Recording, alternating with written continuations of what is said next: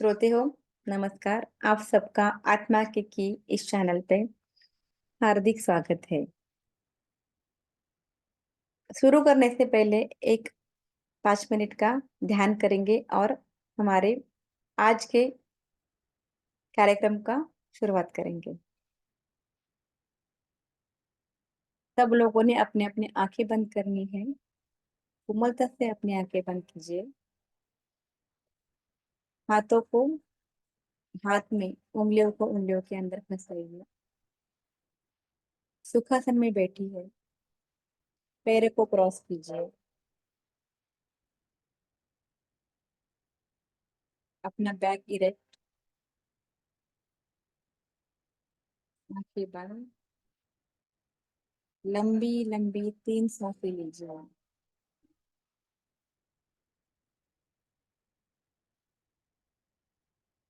धीरे से छोड़िए। फिर से और लंबी सांस।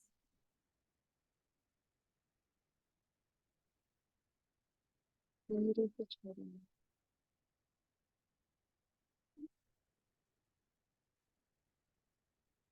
लंबी सांस।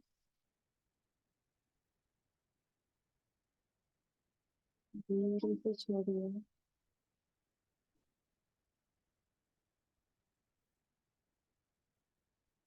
अभी नॉर्मल ब्रीदिंग करते हुए अपना ध्यान बस श्वास को तरफ। श्वास लेना है, श्वास छोड़ना है। Inhale, exhale.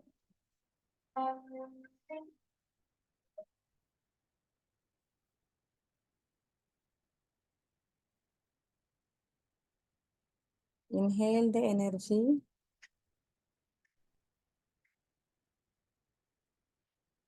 exhale the negativity.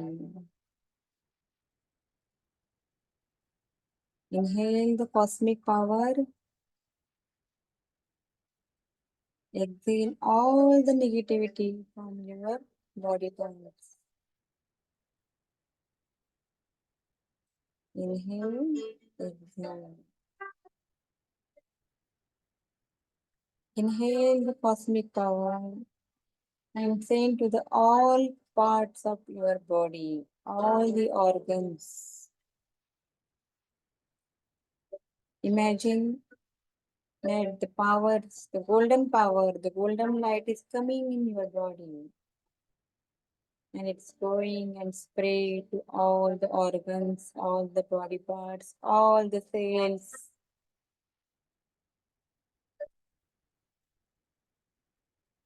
Charge your body like you are charging your mobile daily. Charge your body. Now your body is fully charged. Last 1 minute. Inhale, exhale. Now 30 seconds. Inhale, exhale. 10, 9, 8, 7, 6, 5, 4, 3, 2, and 1. Now put your both hands on your eyes. दोनों हथेलियों को अपनी आंखों के ऊपर रखिए। धीरे से आंखों को खोलिए। And feel the energy.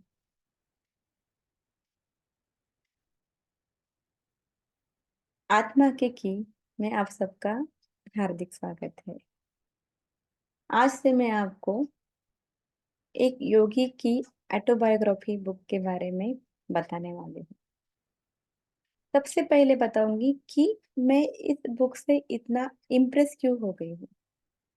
देखिए, नॉर्मल एखादा व्यक्ति या कोई व्यक्ति जब मृत्यु पाता है, जब उसका डेथ होता है, तो 6 आवर के बाद उसके अंदर डिकम्पोजिशन होना चालू होता है।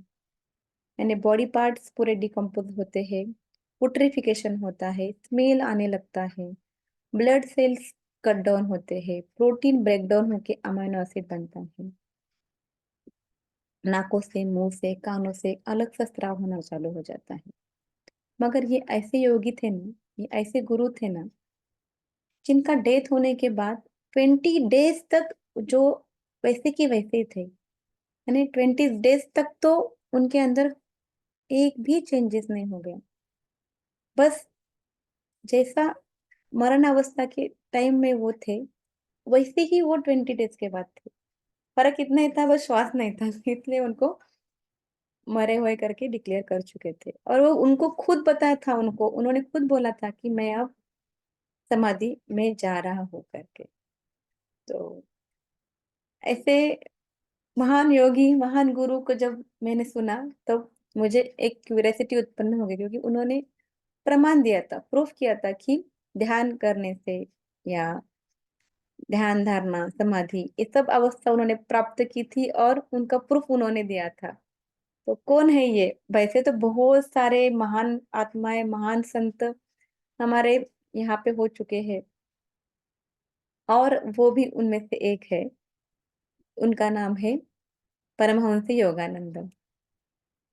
परमहंस योगानंद ने एक बुक लिखी है, जो कि अल्टीमेटली फेमस है, सबको पता ही है। भारत में गीता के बाद उसी बुक को सब लोग मैक्सिमम पढ़ते हैं, और फॉरेन में तो नंबर 1 पे ये किताब सब लोगों ने पढ़ते हैं। ये है वो किताब, योगी कथामृत। तो ये इसका स्वाध्याय चालू करेंगे। मास्टर, सब लोगों ने ये किताब को किताब के रूप में नहीं देखना है। सब लोगों ने इसके अंदर की एनर्जी को फील करना है। जब भी मैं किताब पढ़ूंगी तो you have to feel the energy, क्योंकि इसके अंदर अद्भुत अद्भुत अद्भुत ऐसा इंफॉर्मेशन है।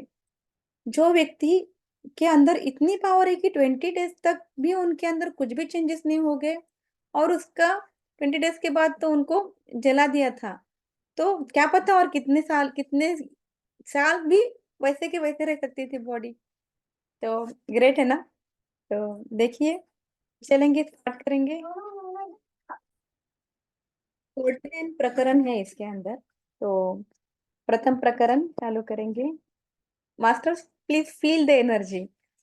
आप आंखें बंद करके भी सुन सकते हैं, या एक एनर्जी के साथ सुनिए, तो आपको बहुत मजा आएगा।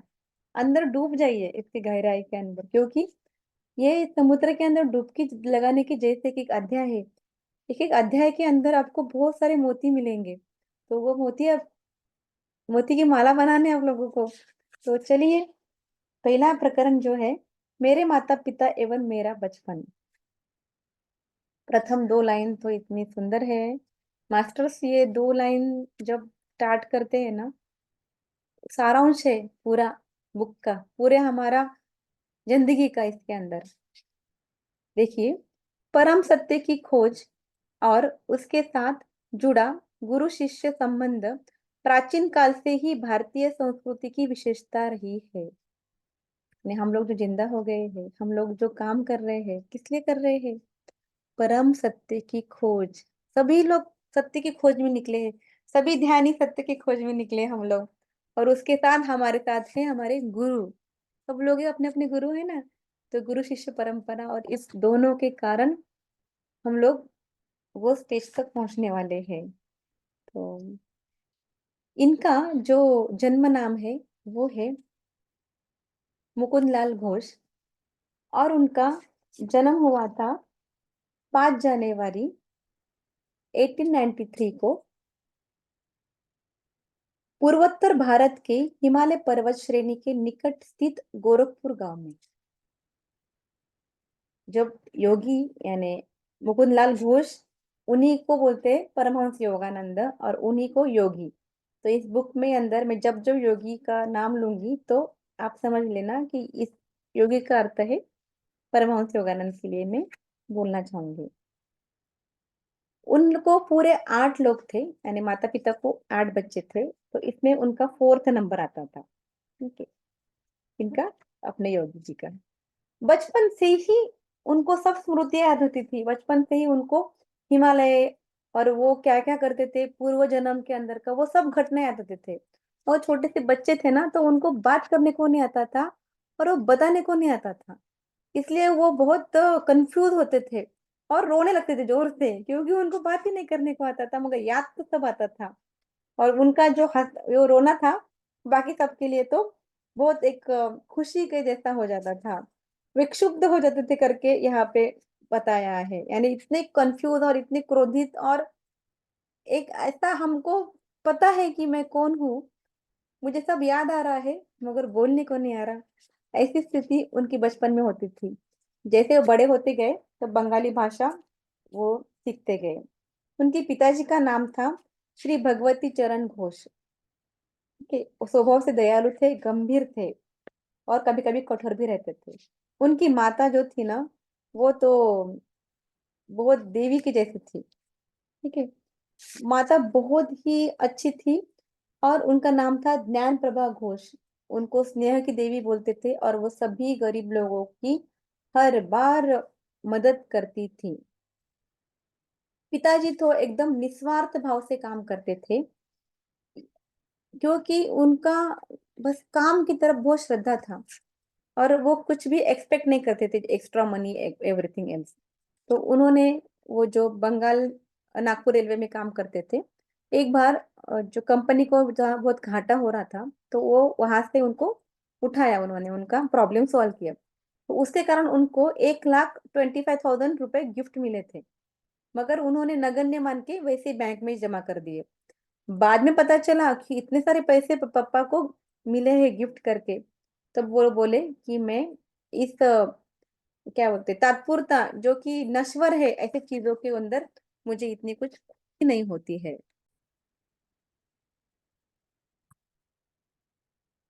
क्योंकि मनुष्य खाली हाथ आया है और खाली हाथ ही जाएगा। उसके बाद पिताजी का लहड़ी महाशय से दर्शन के बारे में कुछ घटनाएं बताई गई है कि पिताजी जो थे, जहाँ पे काम करते थे वहां पे आशुतोष नाम का एक व्यक्ति भी काम करता था। उन्होंने एप्लीकेशन दिया था कि मुझे छुट्टियां होनी है क्योंकि मुझे लहड़ी महाशय को मिलने बनारस जाना है। मगर तब इनके पिताजी जो थे ना, उन्होंने भगवती ने बोला नको, किस जाने की जरूरत नहीं है, तुम अच्छे से काम करो। फिर क्या हो गया, वो नाराज होके चले गए आशुतोष कि मुझे छुट्टी नहीं मिल रही करके। ठीक है, फिर ऐसे ही जब वो घर से बाहर निकले, सॉरी ऑफिस से जब बाहर निकले कार्यालय से, तब थोड़ा आगे जाने के बाद ये आए थे अपने, भगवती पीछे से आ रहे थे। तो भगवती उतरे अपने गाड़ी से और उनके साथ पैदल चलने लगे। किनके साथ? आशुतोष जी के साथ। तभी जाते जाते एकदम से जैसे वो पैदल चल रहे थे, वहां पे एकदम लहड़ी महाशय उपस्थित हो गए और उन्होंने चमत्कारिक रूप से उन्होंने उत्पत्ति हो गया। और वो क्या बोले कि भगवती, तुम अपने कर्मचारी के कर्मचारी के प्रति बहुत कठोर हो। भगवती, तुम अपने कर्मचारी के प्रति बहुत कठोर हो, ऐसा बोल के वो वहां से लुप्त हो गए। एकदम से आश्चर्यचकित हो गए इनके पिताजी, योगी के पिताजी, कि कौन है जो इतने अच्छे गुरु है कि उन्होंने साधना करती, आशुतोष ने उनका नाम स्मरण करते ही वो सामने आ गए। वो बोले कि मैं भी आता हूँ, मुझे भी दर्शन करना है उन लहड़ी महाशय का। तो दोनों, यानी भगवती उनके माता पिता, इनके योगी के, वो दोनों आशुतोष के साथ बनारस निकले। जब उनके पास गए, महाशय लहड़ी महाशय के जब आश्रम में पहुंचे, तब उन्होंने योगी के पिताजी को देखा और देखने के बाद क्या बोले बताए? भगवती, तुम अपने कर्मचारी के प्रति बहुत कठोर हो। वही वाक्य जो उनको दृष्टांत हुआ था और वही वाक्य उन्होंने साक्षात बताए थे। उसके बाद तो क्या, भगवती और उनकी पत्नी यानी योगी के माता पिता दोनों भी लहड़ी महाशय के शिष्य बन गए। उनको उन्होंने क्रिया योग की दीक्षा भी दी थी। तो इस तरह से लहड़ी महाशय का उनके जिंदगी के अंदर आगमन हो गया। तो उसके बाद एक घटना बताई है कि योगी का जन्म होने के बाद थोड़े दिन के बाद लहड़ी महाशय का देहांत हो चुका था। मगर लहड़ी महाशय का एक फोटो था उनके घर के अंदर, योगी के घर के अंदर। और वो फोटो को देख के योगी को लगता था कि वो जिंदा ही है उसके अंदर। यानी बहुत बार ऐसा हो गया कि वो फोटो के अंदर वो डूब जाते थे। ऐसा लगता था कि वो जिंदा है, जाते थे नजदीक नजदीक जाते ही फिर वो फोटो में रूपांतरित होते थे। एक बार क्या हो गया ना, योगी को हैजा लग गया, यानी डिहाइड्रेशन। बहुत सारा डायरिया होता है उसके अंदर, बहुत सारे बार मोशन होते हैं, लूज मोशन के जैसा। तो योगी बहुत बीमार पड़ गए थे, बहुत यानी मृत्यु के नजदीक पहुंच गए थे। डॉक्टर भी पूरे हाथ ऊपर कर रुके चुके थे। उस टाइम में योगी की माता ने कहा था कि लहड़ी महाशय के फोटो को देखो ऊपर लटकाए हुए, बस और प्रार्थना करो। योगी ने वैसे किया, हाथ भी जोड़ने के उनके पास ताकत नहीं थी। मन के मन में लहड़ी महाशय को प्रार्थना की कि मेरा प्रॉब्लम सॉल्व करो, मेरी बीमारी सॉल्व करो। तभी एक लाइट के जैसा आ गया और उसी क्षण से योगी दुरुस्त हो गए। तो ये घटना थी लहड़ी महाशय की। तो लहड़ी महाशय तो देखिए गुरु के गुरु कैसे होते हैं। तो इस तरह से इस फोटो के अंदर परमहंस को वो जिंदा है का फीलिंग हर बार होता था। और एक घटना बताई है कि लहड़ी महाशय जो थे ना, वो उनका फोटो एकमात्र ही था, उनके बहुत फोटो नहीं थे। क्या हुआ था कि उनको फोटो चाहिए था सब लोगों को। तो एक बार की बात है कि उनका फोटो खींच ही नहीं सकते थे कोई भी, क्योंकि फोटो खींचते गए तो वो गायब होते थे। हम्म, हाँ, काली कुमार नाम है उनका। उनके पिताजी थे ना, उनके गुरु भाई थे काली कुमार राय करके। उन्होंने एक घटना योगी को बताई थी कि सब लोग बैठे थे, उनके बीच में किनको बैठाया था, लहड़ी महाशय को, और फोटो खिंचवाए। फोटो खिंचवाने के बाद सब लोग दिखे, जितने भी शिष्य थे उनका फोटो दिखाई दिया, मगर लहड़ी महाशय गायब।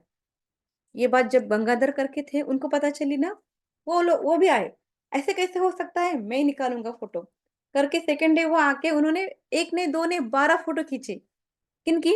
लहड़ी महाशय की। और पीछे बैकग्राउंड में एक पर्दा भी लगाया था, फिर भी एक भी फोटो नहीं आया। तो फिर लहड़ी महाशय हंसे और बोले, मैं ब्रह्म हूँ, मेरे फोटो किस लिए खींच रहे हो करके। तो फिर सब लोगों ने आग्रह किया कि कम से कम आपका एक फोटो तो रहना, कि जिसको देख के हम लोग आपको आपको प्रार्थना कर सकते, आपको पूजा कर सके करके। फिर लाइट महाशय ने परमिशन देके कल आओ करके बोल के उनका एकमात्र फोटो है, जो कि बुक्स के अंदर भी है, सब जगह पे आप देखिए गूगल के अंदर उनका एक ही फोटो दिखाई देगा हम लोगों को। तो इस तरह से घटना घड़ी। योगी ना जब भी आंखें बंद करते थे और देखते थे कि बंद आंखों के पीछे क्या है करके, एक बार उनको ऐसे ही लगा और आंखें बंद करके शांत बैठे बैठे, तो एकदम प्रकाश हो गया और हिमालय में चले गए वो। हिमालय की अंतर्दृष्टि के अंदर एकदम प्रकाश छाया गया और हिमालय योगी दिखे। उन्होंने पूछा आप कौन हो? सब लोग बोले हम लोग हिमालय के योगी है करके। बहुत संत दिखे, पहाड़ दिखे, चोटियां दिखी, सब लोग ध्यानस्थ अवस्था में बैठे थे। और फिर से योगी बाहर निकल गए वो घटना से। मगर योगी के अंदर, दिल के अंदर वो बात बैठ चुकी और उनको पता चला कि या मैं भी योगी हूँ और मुझे भी ध्यान करना है और मुझे भी हिमालय में जाना है करके। बचपन से ही उनको ऐसा लगता था। ईश्वर शाश्वत नित्य नवीन आनंद है, ये बात उस क्षण में उनको समझ आई। और एक घटना इसके अंदर बताइए। उमा दीदी जो है ना, उन योगी की बहन है, उनके एक पैर पे फोड़ा आया था। वो क्या थे, दोनों बाहर बैठे थे, उमा दीदी उनको पढ़ा रही थी, कुछ तो पढ़ाई पढ़ा रही थी। तब उमा दीदी पैर को मलम लगा रही थी। योगी ने पूछा किस लिए मलम लगा रही हो? तो उन्होंने बोला मुझे पैर पे फोड़ा है। योगी बोला मुझे भी मलम लगाना है हाथ के ऊपर। उमा दीदी ने इनकार किया कि तुम्हारे पे फोड़ा नहीं, कुछ नहीं है, तुमको क्या पता कल मेरे हाथ पे फोड़ा आ जाएगा। उमा दीदी हंसी, बोली ऐसा कहाँ है तुम्हारे हाथ में फोड़ा? तो इच्छा शक्ति के बल पे उन्होंने बहुत स्ट्रांग से निर्णय लिया, नहीं, तुम कल देखो उमा दीदी, कल तुम्हारे पैर का फोड़ा डबल हो जाएगा और मेरे हाथ पे फोड़ा आ जाएगा। ऐसे बोल के वो गुस्से में थोड़ा थे और ध्यान में बैठ गए। और ध्यान में नहीं, बहुत इससे बोले कि वाक शक्ति प्रयोग की उन्होंने। सेकंड डे सेम ऐसे ही हो गया, उमा का फोड़ा डबल हो गया, योगी के हाथ पे फोड़ा आ गया। तब माता जी ने उनको बताया कि माँ, ये ऐसा बेटा ऐसा नहीं बात करना है, ऐसे नहीं किसी के साथ बोलना है। तब से योगी का जो फोड़ा था उसको चीर करके, यानी उसको सर्जरी करके निकालना पड़ा बाद में, तो उसका अभी तक निशान योगी के थ्रू आउट ईयर जिंदगी में रहा। इसका एक बारे में यहाँ पे बताया चुका है। इसके बाद योगी ने अपने शब्द का कभी भी इस्तेमाल हानि करने के लिए नहीं करा गया। फिर योगी का जो परिवार था वो हिमालय के लाहौर में स्थानांतरित हो चुका। वहां पे जगत माता का फोटो था, जगत माता को वहां बहुत मानते थे। योगी भी जगत माता से बात करता था, ऐसे योगी बोलते थे। जगत माता मेरे साथ बात करती है और मैं जो भी मांगता हूँ ना वो मुझे मिल जाता है। तो फिर ये बात उन्होंने किसको कहा? उमा दीदी को कहा। तो उन्होंने क्या बोला कि ऐसे कैसे हो सकता है, प्रूव करके दिखाओ। योगी बोले बताओ क्या करना है। जगत माता मेरी बात सुनती है। तो उसने बोला उस टाइम में पतंग उड़ा करते थे छत के ऊपर, जैसे हमारे पास संक्रांति में उड़ाते हैं ना पतंग, वैसे। तो वो दोनों पतंग, दो पतंग उड़ रहे थे, वो दोनों पतंग कट के हमारे छत के ऊपर आना, तो मैं तुम्हारी बात मानूंगी, बोलती उमा। और उनके घर के ऊपर ना दोनों सड़क के दरवाजे थे, तो पतंग टूट के उनके पास आने का तो सवाल ही नहीं था। तो फिर योगी बोलते ठीक है। फिर वो जगत माता को बहुत प्रार्थना करते हैं, है एक पतंग टूटती है और वो आके उनके छत के ऊपर गिर जाती है। उमा बोलती है एक ही गिर गया ना, दूसरा गिरे तो मैं मानूंगी। फिर योगी क्या करते, जगत माता से प्रार्थना करते, फिर से दूसरा पतंग तोड़ के उनके घर के आंगन में आ जाता है, छत के ऊपर आ जाता है। तो उमा को इतना आश्चर्य होता है, सचमुच जगत माता तुम्हारी प्रार्थना सुनती है, इस तरह से उमा बोलती है।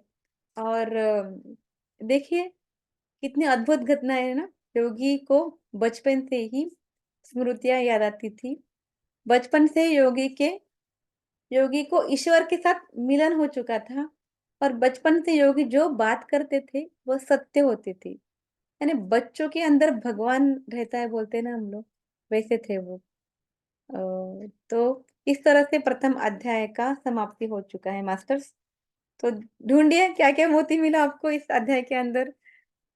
इतनी सुंदर है ना, क्या बोलते, कितना अद्भुत अद्भुत अध्याय है। देखिए प्रथम अध्याय के अंदर ही उन्होंने माता के बारे में बताया, पिता के बारे में बताया। इवन माता जो थी स्नेह की देवी थी, वो बहुत गरीबों की सेवा करती थी। पिताजी नहीं बोले तब भी माता बिल्कुल गरीब को सेवा करना छोड़ती नहीं थी। पिताजी कैसे थे, जिन्होंने नगण्य इम्पोर्टेंस दिया है पैसों की तरफ। नाउ डेज हम लोग क्या करते हैं, पैसा पैसा पैसा पैसा पैसा। तो चाहिए पैसा, मगर उसका भी कुछ लिमिटेशन रहता है। अनलिमिटेड क्या है? अनलिमिटेड ईश्वर का प्रेम है, जो कि हम लोगों ने लिमिटेशन कर दिया है। सुबह 2 मिनट अगरबत्ती लगाते, ध्यान थोड़ा करते हैं, नहीं करते हैं। शाम को बत्ती लगाते, खत्म। तो थोड़ा ध्यान की तरफ लक्ष्य ज्यादा दीजिए, और पैसों की तरफ जितना चाहिए उतना रखा तो बस। ये दो घटनाएं पता चली। उसके बाद हम लोग जो इच्छा शक्ति से मांगते हैं वो हमको मिल ही जाता है। तो इच्छा शक्ति का प्रयोग ज्यादा कीजिए, ध्यान ज्यादा कीजिए, क्योंकि हमारे आत्मा का आहार ही ध्यान है। तो मास्टर्स, धन्यवाद आप सब लोगों ने ये प्रकरण सुनने के लिए। तो मिलते हैं बाद में, कल या परसों सेकंड प्रकरण के साथ। तो वेरी मच, थैंक यू, धन्यवाद धन्यवाद धन्यवाद। आत्मा के की के प्रथम प्रकरण में आप सबका हार्दिक स्वागत है।